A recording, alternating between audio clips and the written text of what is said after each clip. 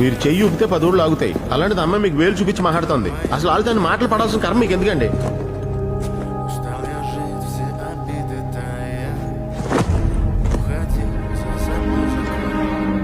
ఎందుకు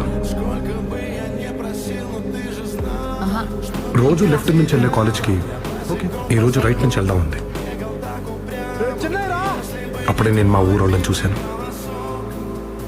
ఆ రోజు వాళ్ళని చూసుండకపోతే వాళ్ళేం దారుణాలు చేసేవాళ్ళో తలుచుకోవడానికి భయంగా ఉంది. అందుకు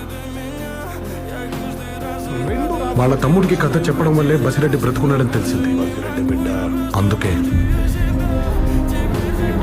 శాంతి కోసం మనం కన్విన్స్ చేయాల్సింది మన వాళ్ళని కాదు, అవతల వాళ్ళని తను చెప్పడం వల్లే ఈ గొడవ అపోజిషన్ పార్టీ లీడర్ని నేను కలిసి మాట్లాడింది. అందుకు కూడా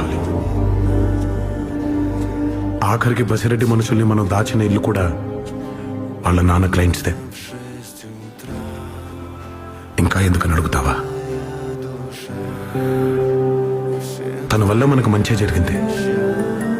చెడేదైనా జరుగుంటే మన వల్లే నీలంబరి. నా వల్లే కదా తన కిడ్నాప్ అయింది.